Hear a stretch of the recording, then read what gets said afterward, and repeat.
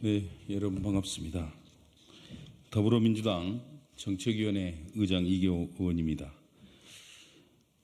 대한민국 민생 경제의 주역인 소상공인들을 지금 고금리로 인한 이자 부담과 고물가 그리고 경기 침체로 장사가 잘 되지 않아서 대부분의 이 소상공인들이 코로나 때보다 더 어렵다 이렇게 하소연을 하고 있습니다.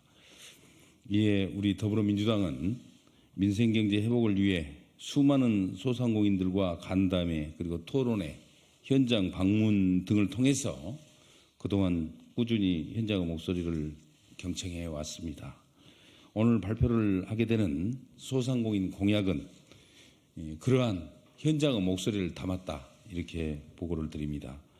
소상공인 자영업자가 살아야 민생도 살고 경제도 살아날 수 있습니다.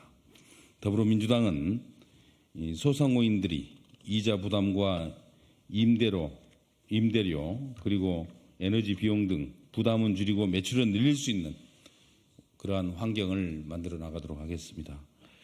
오늘 공약 발표에는 더불어민주당 소상공인위원회 위원장님들 또 부위원장님들 이렇게 함께 해주셨습니다. 제가 한 분 한 분 소개를 드리도록 하겠습니다. 더불어민주당 소상공인위원회 공동위원장을 맡고 계시는 민병덕 의원님이십니다. 공동위원장 이동주 의원님이십니다. 또 중소상공인단체 중앙회 회장과 사단법인 자영인 소상공인 중앙회 회장을 맡고 계시는 정인대 회장님께서 참석해 주셨습니다. 한국지역경제살리기 중앙회 회장과 더불어민주당 서울시당 소상공인위원회 위원장을 맡고 계시는 김경배 회장님 나오셨습니다.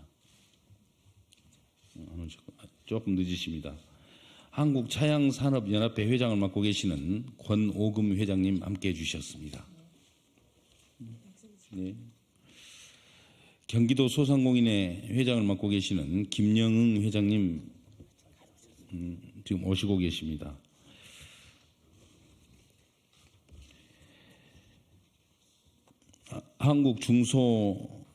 한국중소상인 자영업자 총연합회 회장을 맡고 계시는 방기흥 회장님 함께해 주셨습니다. 서울 망원시장 상인회 회장님이신 김진철 회장님 나오셨습니다. 마지막으로 더불어민주당 소상공인위원회 대변인을 맡고 계십니다. 이승훈 대변인님 함께 하셨습니다. 소상공인 그리고 자영업자들의 권익보호를 위해 노력해 주시는 부위원장님들의 인사 말씀을 간단히 듣도록 하겠습니다. 누구 한분 나오셨어요? 부위원장님. 네. 제가 먼저 하게 되네. 예. 좀 전에 소개받은 중소상공인 단체 중앙회 회장 정인대입니다. 오늘 발표 공약에서 약간 부족한 부분이 있을 것 같아서 제가 좀 몇 가지 첨언을 합니다. 자영업 대출 위험은 이미 임계점을 넘은 상태입니다. 자영업자 대출은 1,000조가 넘었고 가계대출은 2,000조가 넘은 상태입니다. 문제는 이런 대출을 어떻게 해결할 수 있는가 하는 점입니다. 저는 다음에 몇 가지 방안을 자영업 부채 해결 대책으로 제시합니다. 첫째, 자영업자 부채에 대한 정확한 실태 파악이 우선되어야 됩니다. 현재 한계 상황에 처한 대부업 이용자 등의 자영업자는 실질적으로 정부의 정책 사각지대에 방치되어 있는 형편입니다. 따라서 비은행권, 대출 및 대부업까지 포함한 자영업자들의 부채 실상을 정확하게 파악하는 작업을 수행해야 합니다. 둘째, 대출 채권 매입 대상 금융회사의 범위를 은행권은 물론이고 비은행권 금융회사 및 대부업까지 확대해야 합니다. 셋째, IMF 위기 시 정부가 활용했던 자산유동화증권 ABS를 활용할 필요가 있습니다. 우량 대출 채권을 담보로 유동화 채권을 발행하면 적은 예산으로도 많은 효과를 기대할 수 있을 것입니다. 그래서 저는 금리 인하도 좋은 방법이 될 수 있지만 그것은 당장의 방법이고 중장기 대책으로 제가 말씀드린 내용은 앞으로 우리가 적극적으로 노력하고 부채 탕감, 부채를 없앨 수 있는 방안을 마련하는 것이 제일 중요한 시급한 문제라고 생각합니다. 감사합니다.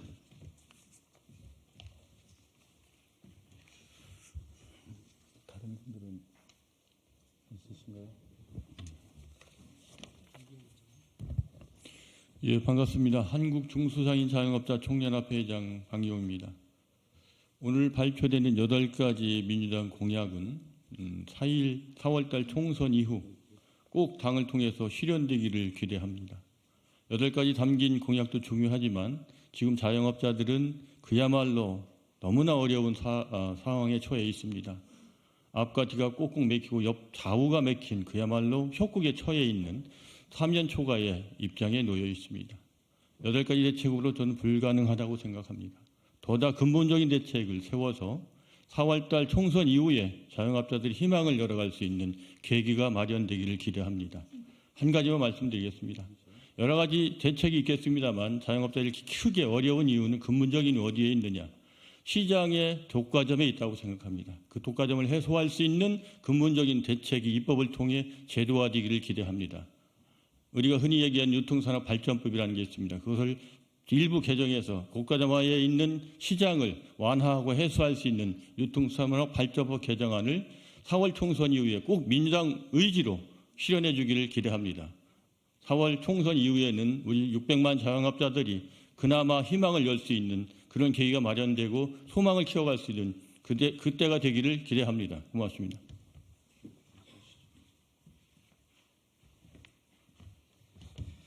안녕하십니까. 저는 망원시장 상인회장 김진철입니다. 이번 설 이야기를 안 할 수가 없는데요. 설 민심은 흉흉했습니다. 망원시장 상인들조차도 우울한 설을 보내지 않았나 싶습니다. 망원시장이 이럴진데 다른 시장들은 어떠했겠습니까? 금사과, 금귤, 금딸기 이런 신조어들이 만들어질 정도로 고물가에 시달렸고 그러다 보니 소비 심리는 진짜 말도 할 수 없을 정도로 위축돼 있었습니다. 고객들이 시장에 와서 설 제사 음식들을 준비해야 되는데 뭐 30만 원 갖고 택도 없었습니다. 이런 물가 속에서 자영업자들이 무슨 장사를 할 수 있는 힘이 있었겠습니까? 예, 정부가 지금 무대책으로 일관하고 있는데요. 속히 이런 자영업자들에 대한 대책들을 과감하게 펼칠 필요가 있다고 생각을 합니다. 더불어민주당도 오늘 발표하는 공약으로 만족할 것이 아니고 보다 더 심도 있고 혁신적인 공약이 발표되어야만 자영업자들에게 힘이 되리라고 생각합니다. 이상입니다.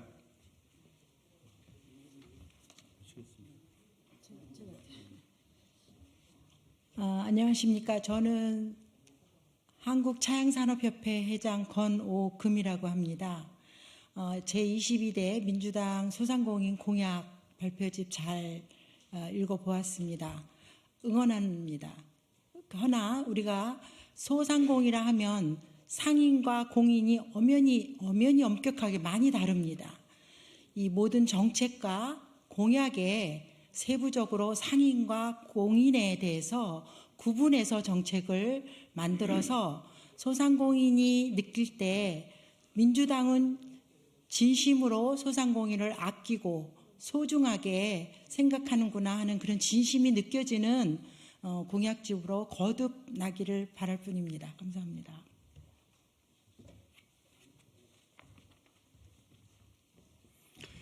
안녕하십니까. 더불어민주당 소상공인위원회 대변인 이성훈입니다.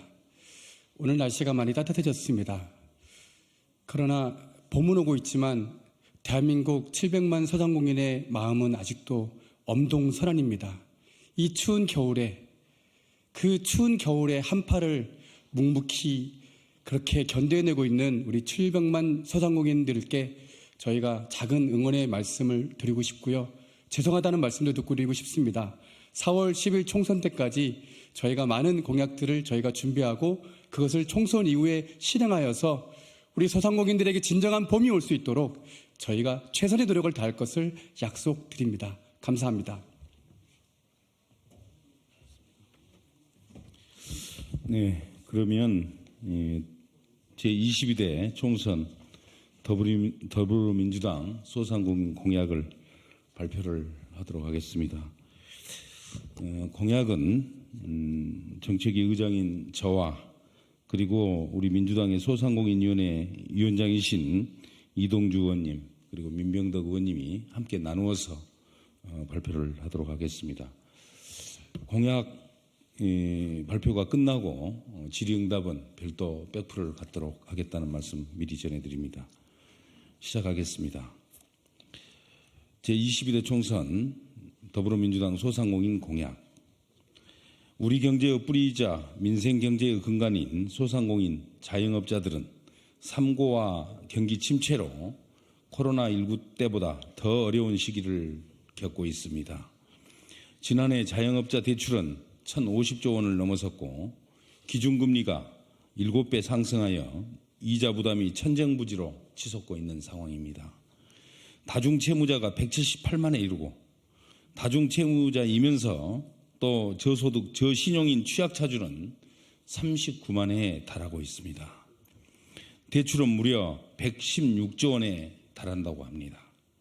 지난해 소상공인이 대출금을 갚지 못해서 지역 신용보증재단이 대신 갚은 대위 변제액이 무려 1조 500억 원에 달하고 있습니다. 금리 부담이 이제 소상공인들과 자영업자들을 벼랑 끝으로 내몰고 있는 현실입니다. 정말 경기가 너무 안 좋습니다.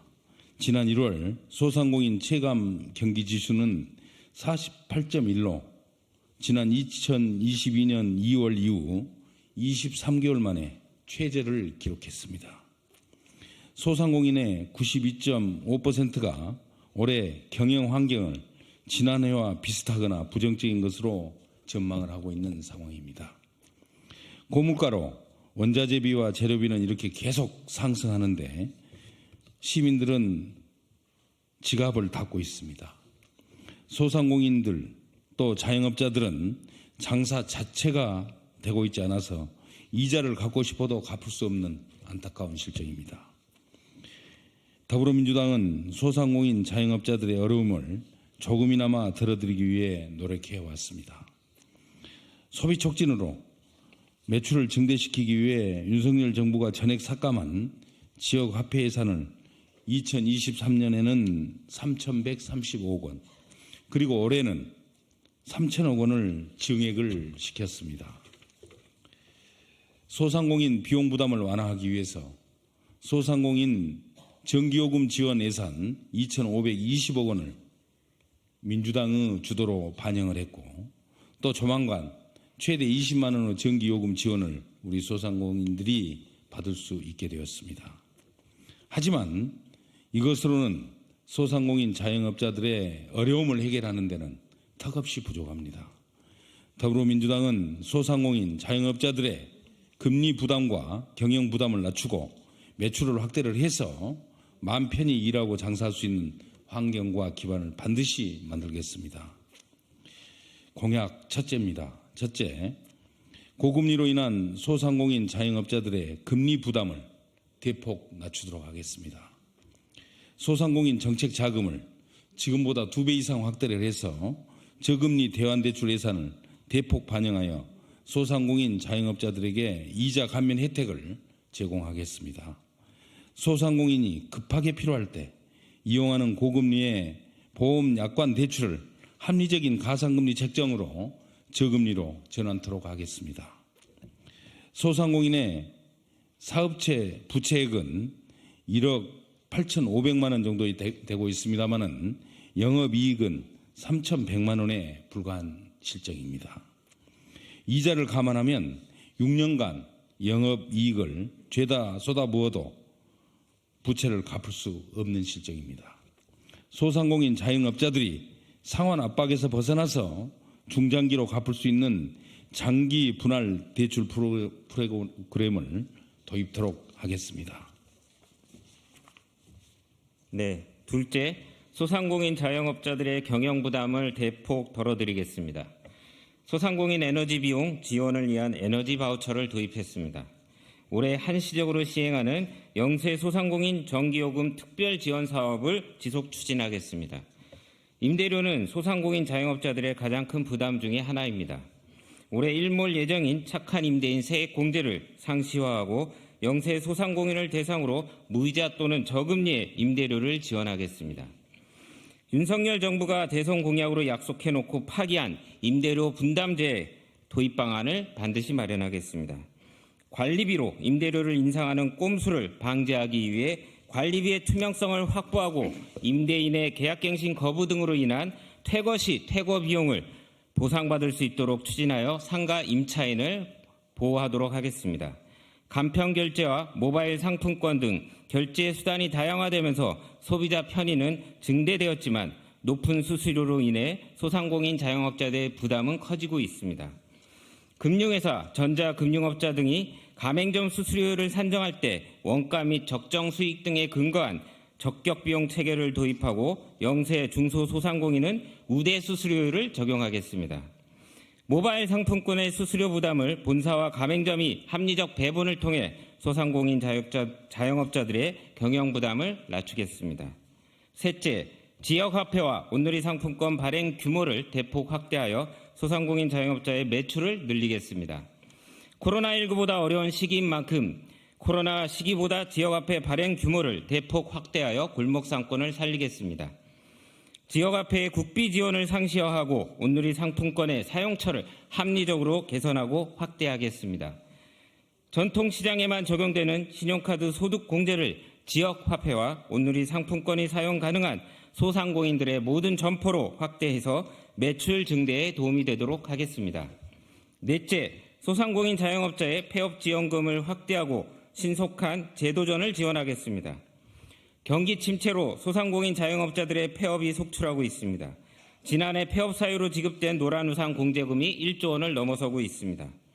그런데 소상공인 자영업자들은 폐업을 하고 싶어도 높은 철거비와 원상복구 비용, 대출금 일시 상환으로 인해 폐업도 못하고 이자를 내기 위해 대출을 받아야 하는 악순환에 처해 있습니다. 22년 기준 폐업에 소요되는 비용은 평균 약 2,323만 원에 달하지만 폐업 지원금은 최대 250만 원에 불과합니다. 소상공인 자영업자들의 원활한 폐업과 재도전을 지원하기 위해 폐업 지원금을 1,000만 원까지 대폭 상향하고 주유소, 목욕탕 등 철거 비용이 높은 업종은 추가 지원도 검토하겠습니다. 폐업 시 대출금 일시 상환 유예로 적시 폐업 후에 신속한 재도전을 할 수 있도록 지원하겠습니다. 소상공인의 마지막 보루인 노란우산 공제의 최소 납부 금액을 완화하고 신규 가입자 지원을 확대하겠습니다.